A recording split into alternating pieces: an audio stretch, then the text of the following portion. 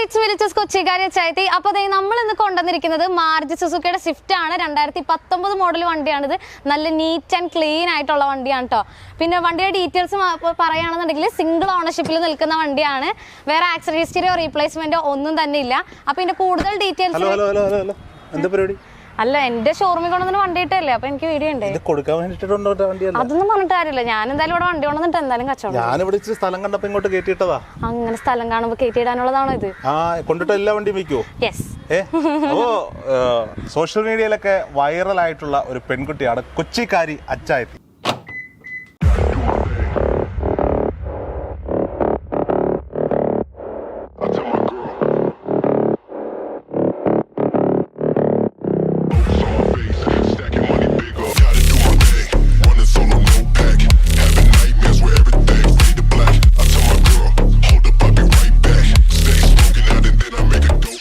ലിൻസി അല്ലേ? Full name എങ്ങനെയാ? Lincy Maria. Lincy Maria ഈ പെൺകുട്ടികൾ അധികം കടന്നു വരാത്ത വണ്ടി കച്ചവടത്തിലാണ്. ഈ ഷോറൂമിലൊക്കെ നമ്മൾ കണ്ടിട്ടുണ്ട് ഈ പെൺപിള്ളേര് വണ്ടി വിൽക്കാൻ. ഞാൻ ഷോറൂമിൽ നിന്നിട്ട് തന്നെയാണ് ഈ ഷോറൂമിലേക്ക് വന്നത്. എങ്ങനെയാണ് ഈ സെക്കൻഡ് ഹാൻഡ് വണ്ടികളുടെ കാറുകളുടെ കച്ചവടത്തിലേക്ക്, അതായത് ഒരുപാട് കൊമ്പന്മാരും ഒരുപാട് മത്സരവും ഒക്കെ ഉള്ള ഒരു മേഖലയാണ്, ഇവിടേക്ക് കടന്നു വരാനുള്ള ഒരു കാരണം എന്താ? സത്യം പറഞ്ഞു കഴിഞ്ഞാൽ ആദ്യം തന്നെ പറയുകയാണെന്നുണ്ടെങ്കിൽ ഒരിക്കലും പെൺകുട്ടികൾക്ക് വേണ്ടിയിട്ട് മാറ്റി വെച്ചൊരു ഫീൽഡ് അല്ലല്ലോ ഓട്ടോമൊബൈലും അതുപോലെ തന്നെ വണ്ടി കച്ചവടമൊക്കെ. എന്തായാലും ബോയ്സിന് വേണ്ടിയിട്ട് മാത്രം മാറ്റി വെച്ചേക്കുന്നതല്ലല്ലോ, ഗേൾസിന് ചെയ്യണം. ഒരുപാട് ഗേൾസ് വരേണ്ടതായിട്ടുണ്ട്. ഞാൻ ഈ ഒരു മേഖലയിലേക്ക് വരുന്നതെന്ന് വെച്ച് കഴിഞ്ഞാൽ എൻ്റെ ലൈഫിലൊരു പേഴ്സണലായിട്ട് കുറച്ച് ഇഷ്യൂസും കാര്യങ്ങളൊക്കെ ഉണ്ടായിട്ടുണ്ട്. അങ്ങനെ എനിക്ക് വീട്ടിൽ നിന്ന് എനിക്ക് മാറി നിൽക്കേണ്ട ഒരു സിറ്റുവേഷൻ വന്നിട്ടുണ്ട്.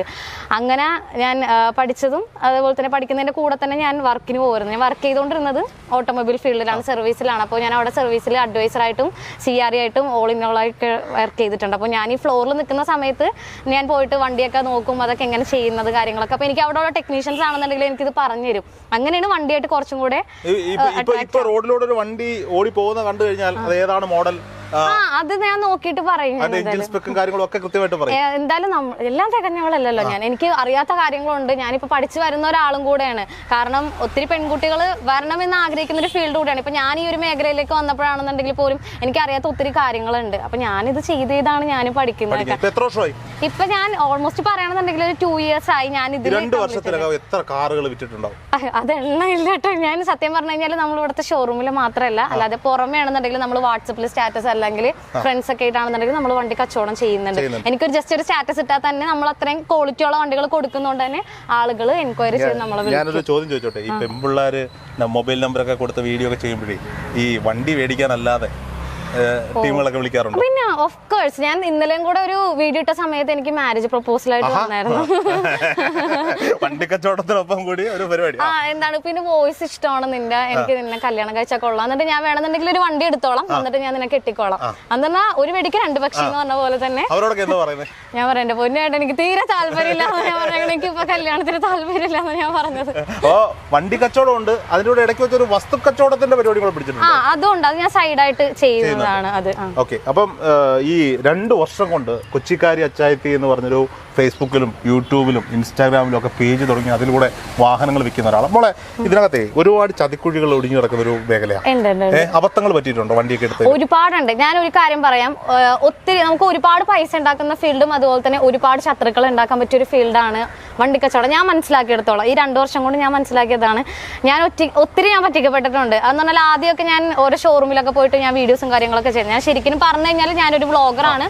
ആദ്യമൊക്കെ പുതിയ വണ്ടികളുടെ വ്ളോഗാണ് ഞാൻ ചെയ്തുകൊണ്ടിരുന്നത്. അങ്ങനെ പതിയെ ഞാൻ എന്നാൽ പിന്നെ യൂസ്ഡ് ബൈക്കിൻ്റെയും യൂസ്ഡ് കാസിൻ്റെ ഒക്കെ വീഡിയോ ചെയ്യാമെന്നുള്ള ഒരു ഇതിലാണ് ഞാൻ ഇതിലേക്ക് വരുന്നത്. അപ്പം അങ്ങനെ ഞാനൊരു വീഡിയോ ആദ്യം ഞാൻ ചെയ്തു. അങ്ങനെ ചെയ്ത് കഴിഞ്ഞപ്പോൾ അത് ഏകദേശം ഒരു 1,93,000 ആളുകൾ അത് കണ്ടായിരുന്നു. അങ്ങനെയാണ് പിന്നെ ഞാൻ വണ്ടി കച്ചവടം എന്നാൽ ഈ യൂസ്ഡ് ബൈക്കും കാസൊക്കെ ചെയ്യാനുള്ള ഇതിലേക്ക് വന്നത്.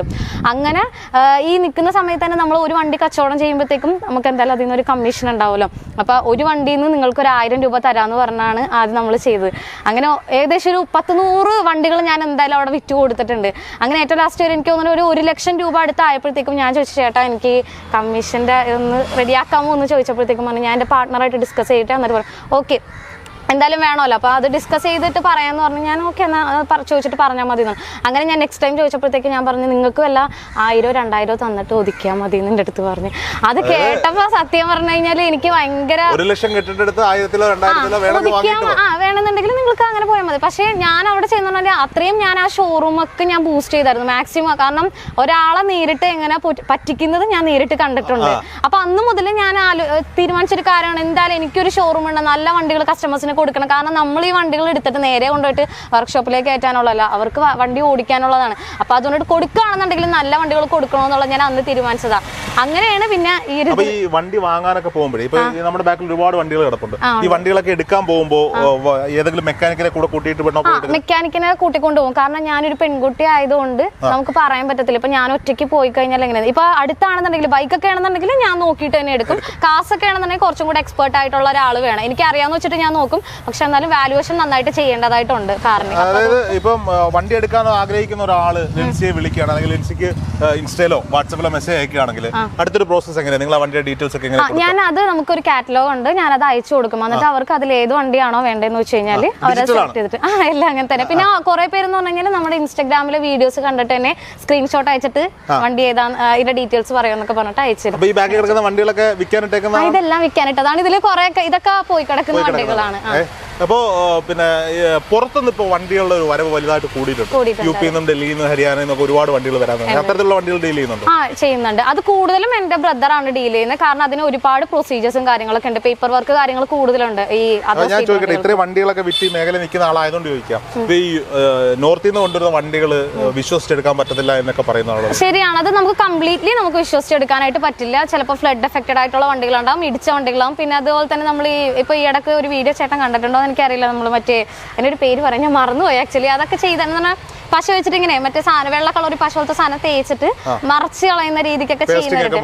അതെ, ലൈക്ക് അങ്ങനെയൊക്കെ ചെയ്യുന്നുണ്ട്. പക്ഷേ ഞങ്ങൾ ചെയ്യുന്നതെന്ന് വെച്ചാൽ ഞങ്ങൾക്ക് അവിടെ ഒത്തിരി കണക്ഷൻസ് ഉണ്ട് ഞങ്ങൾക്ക്, എൻ്റെ ബ്രദറിന്. അപ്പോൾ പുള്ളി ഡയറക്റ്റ് തന്നെ പോയിട്ട് വാല്യുവേഷൻ ഒക്കെ ചെയ്തിട്ടാണ് ഞങ്ങൾ അവിടെ നിന്ന് വണ്ടി എടുക്കുന്നത്. വണ്ടിയുടെ ഹിസ്റ്ററി, സർവീസ് ഹിസ്റ്ററിയും കാര്യങ്ങളൊക്കെ എടുത്തിട്ടാണ് ഞങ്ങൾ വണ്ടി ഇങ്ങോട്ട് കൊണ്ടുവരുന്നത്. ലിൻസിയുടെ വീഡിയോകൾ കണ്ടു കഴിയുമ്പോഴേ ലിൻസിക്ക് ഇച്ചിരി അഹങ്കാരം കൂടുതലുണ്ടെന്ന് പലരും വന്ന് കമന്റ് ചെയ്യാറുണ്ട്. ശരിയല്ലേ? ശരിയാണ്. അതിനൊക്കെ മറുപടിയും കൃത്യമായിട്ട് വന്നിട്ട് ഈ പേജിലൂടെ കൊടുക്കാറുണ്ട്. ഈ പെങ്കൊച്ചിന് ഇച്ചിരി നെകളിപ്പ് കൂടുതലാണെന്ന് പറയുന്നവരോട് എന്താ മറുപടി പറയാനുള്ളത്? എനിക്ക് പറയാനായിട്ടുള്ളതെന്ന് പറഞ്ഞു കഴിഞ്ഞാൽ ഞാൻ ഒത്തിരി സ്ട്രഗിൾ ചെയ്തിട്ടാണ്. ഇപ്പൊ ഞാൻ ചേട്ടനോട് സംസാരിക്കുന്ന പോലെ അല്ല, എൻ്റെ ലൈഫിൽ ഞാൻ സ്ട്രഗിൾ ചെയ്തിട്ടുണ്ട്. ഇപ്പൊ പറയുന്ന സമയത്ത് കണ്ടോ എൻ്റെ കണ്ണ് ഓട്ടോമാറ്റിക്കലി എന്ന് പറയും. കാരണം അതുപോലെ ഞാൻ എൻ്റെ ലൈഫിൽ കിടന്ന് ബുദ്ധിമുട്ടുന്നുണ്ട്. അപ്പൊ അത്തരത്തിൽ നിന്നുള്ള ഒരു ഫീൽഡിൽ നിന്ന് ഞാൻ ഇതിലേക്ക് വരുമ്പോഴത്തേക്കും കുറച്ച് അഹങ്കാരമൊക്കെ കാണിക്കാം ഒത്തിരി. കാരണം അഹങ്കരിക്കുന്നതിൽ എനിക്ക് കുഴപ്പമായിട്ട് എനിക്ക് തോന്നിയിട്ടില്ല. അതെ, ഞാൻ അധ്വാനിച്ചിട്ട് തന്നെയാണ്. അതിലെനിക്ക് അഹങ്കരിക്കുന്നതിൽ എനിക്ക് കുഴപ്പമൊന്നുമില്ല. പിന്നെ പറയുന്നവര് പറയും, അത് നോക്കിയിട്ട് കാര്യമില്ലല്ലോ. അതെ, ഞാൻ ഫുൾ ടൈം ഞാൻ എയറിലാണ് ആക്ച്വലി. എന്റെ കൂടെ വർക്ക് ചെയ്യുന്നവരാണെങ്കിലും എന്റെ ഫ്രണ്ട്സ് ആണെങ്കിലും ഒക്കെ ഞാൻ കാരണം എയറിലാണ്. ഇപ്പൊ എന്നെ വിളിച്ചിട്ട് കിട്ടിയില്ല എന്നുണ്ടെങ്കിൽ എന്റെ ഫ്രണ്ട്സിനെ വിളിച്ചിട്ട് തെറി പറയും. അങ്ങനെയൊക്കെയാണ്. അത് എന്താണ് ഈ കച്ചവടം, കാരണം ഒരു പെൺകുട്ടിയാണല്ലോ ചെയ്യുന്നത്. അപ്പൊ എന്തായാലും ആളുകൾക്ക് അതിന്റെ ഒരു അസൂയം കാര്യങ്ങളൊക്കെ ഉണ്ട്. ഇപ്പൊ എനിക്ക് തോന്നണത്, കാരണം ഇൻസ്റ്റാഗ്രാമിൽ ഞാൻ ഇത്രയും നാൾ നിന്നിട്ട് എനിക്ക് തോന്നണമെന്ന് പറഞ്ഞാല് വണ്ടി കച്ചവടക്കാരൊക്കെ തന്നെ ആയിരിക്കാം മേ ബി ഫേക്ക് അക്കൗണ്ട് ഒക്കെ തുടങ്ങിയിട്ട് അതിൽ നിന്ന്. ഈ 2 വർഷം കൊണ്ടുണ്ടായ നേട്ടം എന്താ? നേട്ടം എന്ന് പറഞ്ഞു കഴിഞ്ഞാല് ഒത്തിരി കസ്റ്റമേഴ്സിനെ ഡീൽ ചെയ്യാനായിട്ട് പറ്റി. എന്ന് പറഞ്ഞാൽ എല്ലാം മിക്കവരും ജെന്യുവൻ ആയിട്ടുള്ള കസ്റ്റമേഴ്സ്. ഒത്തിരി വന്നിട്ടുണ്ട്. ഇത് ഈ അടക്കം കൂടെയാണ് ഞാൻ ഇന്ന് വരെ എനിക്ക് ഡീൽ ചെയ്യാൻ പറ്റാത്ത കാസർഗോഡ് ജില്ലയിൽ നിന്ന് ഒരു കസ്റ്റമർ വന്നു എൻ്റെ അടുത്ത്. അത് ഞാൻ കാരണം അവിടെ ഉള്ളവർക്ക് നമുക്ക് ലോൺ കിട്ടത്തില്ല. പക്ഷെ ഈ കസ്റ്റമർ വന്നിട്ട് റെഡി ക്യാഷിന് എടുത്തത് ഞാൻ ആലോചിച്ചിരുന്നത് നമുക്ക് കാസർഗോഡ് കോഴിക്കോട് മലപ്പുറം വണ്ടി മാർക്കറ്റിന്റെ വലിയ കേന്ദ്രങ്ങൾ. അതെ, അപ്പൊ ഞാൻ ചോദിച്ചായിരുന്നു എന്തുകൊണ്ടിട്ടാണ് എനിക്ക് നിങ്ങൾ വിളിച്ചപ്പോൾ തന്നെ എനിക്ക് നിങ്ങളുടെ ഡീലിംഗ് ഇഷ്ടപ്പെട്ട്, അതുകൊണ്ടിട്ടാണ് ഞാൻ ഡയറക്റ്റ് ആയിട്ട് വന്ന ഷോറൂം. വണ്ടി ഓടിച്ചു പോലും നോക്കില്ല കസ്റ്റമർ. കാരണം എനിക്കറിയാം ഞാൻ ഇവിടുന്ന് കൊടുക്കുന്ന വണ്ടികൾ എന്തായാലും ഞാൻ അതുപോലെ നീറ്റ് ആൻഡ് ക്ലീൻ ആയിട്ടുള്ള വണ്ടി ഞാൻ കൊടുക്കാറുള്ളൂ. എന്തെങ്കിലും ഉണ്ടെന്നുണ്ടെങ്കിൽ കസ്റ്റമർ വിളിച്ച് കഴിഞ്ഞാൽ വിത്തിൻ 1 മന്തിനുള്ളിൽ എന്തെങ്കിലും ഉണ്ടെങ്കിൽ ഞാനത് ക്ലിയർ ചെയ്ത് കൊടുക്കും. പക്ഷേ ദൈവം സഹായിച്ച് ഇതുവരെ അങ്ങനത്തെ ഒരു കംപ്ലൈന്റ് ഞാനത് വിത്തിൻ 1 മന്തിനുള്ളിൽ എന്തെങ്കിലും ഉണ്ടെങ്കിൽ ഞാനത് ക്ലിയർ ചെയ്ത് കൊടുക്കുന്നതാണ്. ഈ എടുത്തോണ്ട് വന്നിട്ട് തലയിലായി പോയ വണ്ടികളുണ്ടോ? ഉണ്ട്. എന്നെ പറ്റിച്ചിട്ടുണ്ട് എന്ന് പറഞ്ഞാല് ക്ലിയർ ആയിട്ട് ഞാൻ എൻ്റെ വീഡിയോസിൽ ഞാൻ പറയാറുണ്ട്, എന്തെങ്കിലുമൊക്കെ വണ്ടിക്കൊക്കെ ഉണ്ടെന്നുണ്ടെങ്കിൽ അത് ഓപ്പൺ ആയിട്ട് പറയാം. കാരണം ഞാൻ അത്രയും ജെനുവിനിറ്റി കാണിച്ചിട്ടാണ് ഞാൻ ജെനുവിനായിട്ടാണ് ഞാൻ നിൽക്കുന്നത്. അപ്പൊ എന്തെങ്കിലും ഉണ്ടെങ്കിൽ പറയാൻ പറഞ്ഞു കഴിഞ്ഞാൽ പറയില്ല മിക്കവരും. കാരണം അവർക്ക് എങ്ങനെയെങ്കിലും വണ്ടി വിറ്റാൽ മതി എന്നുള്ള രീതിയിൽ കൊണ്ടുവന്ന് തരുന്നവരുണ്ട്. അങ്ങനെ എനിക്കൊരു വണ്ടി എനിക്ക് ഓടി കിട്ടിയിട്ടുണ്ട്. ആ ആ വണ്ടി ഇപ്പൊ സത്യം പറഞ്ഞു കഴിഞ്ഞാൽ അത് ഞാൻ പറഞ്ഞ് കസ്റ്റമറോട് ഞാൻ പറഞ്ഞു കാര്യങ്ങൾ ഇങ്ങനെയുണ്ട്. അതൊരു ആക്സിഡന്റ് ഉള്ള വണ്ടിയായിരുന്നു, അത് ഉണ്ടെന്ന് പറഞ്ഞിട്ട് തന്നെ ഞാൻ കൊടുത്തു. അപ്പൊ കസ്റ്റമറിന് കുഴപ്പമില്ല, കാരണം അധികം മേജർ ആക്സിഡന്റ് അല്ല, പക്ഷെ എന്നാലും അതൊരു ആക്സിഡന്റ് ഹിസ്റ്ററിയിൽ വന്നു കഴിഞ്ഞാൽ അത് ഒരു നെഗറ്റീവാണ്. കാരണം എല്ലാവരും അത് ആക്സെപ്റ്റ് ചെയ്ത് എടുക്കണമെന്നില്ല, പക്ഷെ ചിലരെടുക്കും. വണ്ടി കണ്ടീഷനാണ്, അതുകൊണ്ട് ഞാൻ പറഞ്ഞത് കൊണ്ടിട്ട് തന്നെ നിങ്ങളത് പറഞ്ഞല്ലോ, എന്നെ പറഞ്ഞ് പറ്റിച്ചില്ലല്ലോ, അതുകൊണ്ടിട്ട് ഞാൻ എടുക്കാൻ തയ്യാറാണെന്നുള്ള ഇതിൽ തന്നെ ഡീലിംഗ് ചെയ്ത്. കഴിഞ്ഞ ദിവസം മിനി ലോറിയൊക്കെ അച്ഛന്റെ വണ്ടിയൊക്കെ എടുത്ത് ഓടിച്ചുകൊണ്ട് കുറെ സാധനങ്ങൾ പറക്കാൻ പോയായിരുന്നു. ഇരിക്കുന്നതാണോ? ഇതാണ് ഇത്.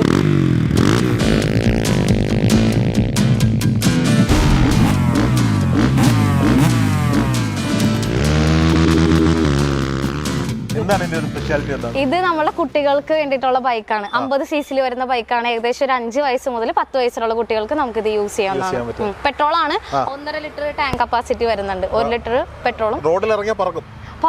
ഏകദേശം ഒരു 40-45 കിലോമീറ്റർ പെർ ലിറ്റർ സ്പീഡ് നമുക്ക് കിട്ടുന്നു. ഇല്ല പറ്റത്തില്ല. അത് നമുക്ക് യാതൊരു അനുഭവം നമുക്ക് തന്നിട്ടില്ല. ഇല്ല നമുക്ക് ഇങ്ങനെയുള്ള പ്രൈവറ്റ് ഏരിയ, നമ്മുടെ തന്നെയുള്ള പറമ്പോ അങ്ങനെയുള്ള സ്ഥലങ്ങളിലൊക്കെ നമുക്ക് യൂസ് ചെയ്യാം. വണ്ടി സെക്കൻഡ് ഹാൻഡ് വാഹനങ്ങൾ വാങ്ങാൻ ഉദ്ദേശിക്കുന്നവരോട് ഒരു വണ്ടി കച്ചവടക്കാരിയായ പെൺകുട്ടിക്ക് എത്ര വയസ്സുണ്ട് ഇപ്പൊ? പ്രായം ചോദിക്കരുതെന്നാ അത് പറഞ്ഞു കഴിഞ്ഞാൽ തീർന്നു. കാരണം ഞാൻ ആദ്യം ഫോട്ടോഗ്രാഫർ ആയിരുന്നു. അതാണ് ഞാൻ വർക്ക് ചെയ്യുന്നതിന്റെ കൂടെ തന്നെ ഇതെല്ലാം ഞാൻ ചെയ്തിട്ടുണ്ട്. എല്ലാ പണികളും അങ്ങനെ വെച്ചാൽ ഞാൻ ഫോട്ടോഗ്രാഫർ ആയിട്ട് ഞാൻ പോയിട്ടുണ്ട്, ലൈറ്റ് ബോയ് ആയിട്ട് ഞാൻ പോയിട്ടുണ്ട്. പിന്നെ അതുപോലെ തന്നെ ഇങ്ങനെ വണ്ടിയൊക്കെ പണിയുന്ന അവിടെ വർക്ക്ഷോപ്പിലൊക്കെ പോയിട്ട് ഞാൻ നിന്നിട്ട് ഇങ്ങനെ കാര്യങ്ങളൊക്കെ ചോദിച്ചു മനസ്സിലാക്കുക എങ്ങനെയാണെന്നൊക്കെ. വണ്ടി കച്ചവടം ചെയ്ത് വലിയ മുതലാളിയായി പോയി. അല്ലായിരുന്നെങ്കിൽ നമ്മുടെ ക്യാമറമാനായിട്ട് വിളിക്കാറ്. അല്ല ഇപ്പൊ വർക്ക് എനിക്ക് അത് മാത്രമല്ല, എനിക്കൊരു വെഡിങ് കമ്പനി ഉണ്ട്, കോക്കനട്ട് വെഡിങ് ബൈ കൊച്ചിക്കാരി. അത് ഞാൻ സൈഡിൽ കൂടെ ഞാൻ ഡീൽ ചെയ്യുന്നുണ്ട്. നിന്റെ പണി പോകുന്ന ലക്ഷണമുണ്ട്. ക്യാമറമാനെ ഒഴിവാക്കിയിട്ട് പുതിയ ക്യാമറമാനെ വെച്ചാലോ എന്നൊരു ആലോചനയിലാണ് ഞാൻ. പക്ഷെ പുള്ളിക്കാരി ഇപ്പൊ വലിയ മുതലാളി, 2-3 കമ്പനികളൊക്കെ എനിക്ക് ഓൾറെഡി എന്താണ് അതിന്റെ എൻക്വയറീസ് സൈഡിൽ കൂടെ വരുന്നുണ്ട്, അത് ഞാൻ ഡീൽ ചെയ്യും. അപ്പം വസ്തു കച്ചവടം, വണ്ടി കച്ചവടം, കല്യാണപ്പടം എടുപ്പ്, ഇനി എന്താ ഉള്ളത്?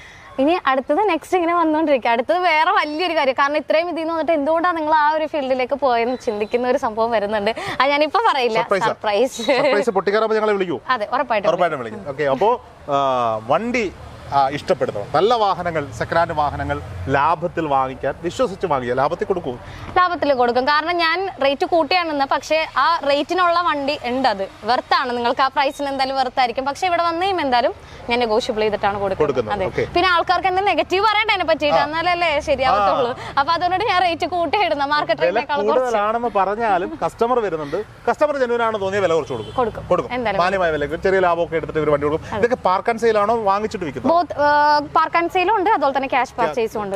നല്ല വണ്ടികളാണെന്നുണ്ടെങ്കിൽ ഞാൻ അപ്പൊ തന്നെ ക്യാഷ് പർച്ചേസ് ചെയ്ത് വണ്ടി ഇവിടെ എടുത്തു. ചുരുക്കം പറഞ്ഞാൽ അക്കൗണ്ടിൽ നല്ല പൈസ ഉണ്ടെങ്കിൽ ഈ പണി നടത്താൻ പറ്റും. അങ്ങനെയല്ല, എന്റെ പൈസയൊക്കെ ഇതിൽ ഇൻവെസ്റ്റ് ചെയ്ത് ഇങ്ങനെ കിടക്കുകയാണ്. അതെ, ഈ കിടക്കുന്നതൊക്കെ നമ്മുടെ പൈസയാണ്. ഇതെല്ലാം ഇതിൽ വണ്ടി വരാനുണ്ട്. തിങ്കളാഴ്ച ഇനി വരുന്ന ഡേ. ഞാനിവിടെ വന്നപ്പോൾ ഒരു ഇന്നോവ മേടിക്കണം, അവിടെ കിടക്കുന്ന ആ മുതൽ കണ്ടപ്പോൾ എനിക്കൊരു ആഗ്രഹം തോന്നി. അപ്പൊ ഞാൻ ചോദിച്ചപ്പോൾ പറഞ്ഞു, ചേട്ടാ അത് ഏകദേശം ഒക്കെ കച്ചവടമായി കിടക്കുകയാണ്. ഇവിടെ കിടക്കുന്ന ഓൾമോസ്റ്റ് ഇപ്പൊ എല്ലാം കച്ചവടമായി കിടക്കുക. ഒരു ലോഡ് വണ്ടികൾ ഇങ്ങോട്ടേക്ക് വരാനുണ്ട്. അപ്പോൾ എല്ലാവരും പ്രേക്ഷകരോടാണ്, വണ്ടി വാങ്ങാൻ ആഗ്രഹിക്കുന്നെങ്കിൽ, വണ്ടി ഇഷ്ടപ്പെടുന്നവരാണെങ്കിൽ ഈ കൊച്ചിക്കാരത്തി അച്ചായത്തി കൊച്ചിന്റെ കയ്യിൽ ഒരു ലോഡ് വണ്ടികൾ വരാനിരിക്കുന്നു. അപ്പോൾ വിശ്വസിച്ച് വണ്ടി വാങ്ങാൻ പറ്റുന്ന ഒരു ഇടമാണ്. ഇനി നിങ്ങൾ പറ്റിക്കപ്പെടില്ല എന്ന 100% ഉറപ്പ്.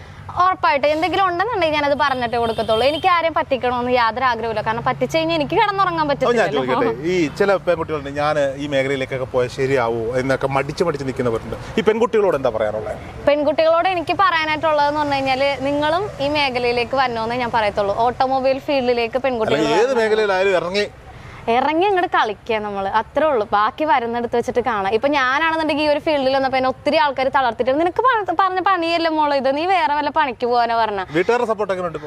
ആദ്യമൊക്കെ കുറച്ച് സപ്പോർട്ട് കുറവായിരുന്നു. കാരണം വണ്ടി കച്ചവടം എന്ന് പറഞ്ഞു കഴിഞ്ഞാൽ ഒരു പെൺകുട്ടി ഇതുവരെ ആരും ചെയ്തിട്ടില്ലല്ലോ. അപ്പൊ ഒരുപാട് പ്രശ്നങ്ങൾ വരും. അപ്പൊ അതുകൊണ്ട് നീ വേണോ ലിൻസി ഇങ്ങനെയൊക്കെ ചെയ്യാം. അപ്പൊ ഞാൻ ചെയ്തു നോക്കട്ടെ, മേ ബി സക്സസ്ഫുൾ ആയാലോ എന്നുള്ള. അപ്പം വീട്ടിൽ നിന്ന് അമ്മ അപ്പൻ എല്ലാവരും സപ്പോർട്ടാണ്, അനിയത്തൊക്കെ സപ്പോർട്ടാണ് ഇപ്പൊ. കാരണം ഇങ്ങനെ ഞാൻ ചെയ്യുന്നോണ്ടിട്ട്. ഞാൻ അതൊക്കെ അമ്മയായിട്ടൊക്കെ ഡിസ്കസ് ചെയ്യും. നല്ല പയ്യനുണ്ടെന്നുണ്ടെങ്കിൽ നോക്കാലോ. അങ്ങനെ ഉണ്ട് കേട്ടോ. പക്ഷെ ഇല്ല കേട്ടോ, അത് ഞാൻ നോക്കുന്നില്ല. കാരണം എനിക്ക് ഓൾറെഡി ഒരു 12 വർഷത്തെ ഒരു റിലേഷൻഷിപ്പ് എനിക്ക് ഇപ്പോഴും ഉണ്ട്.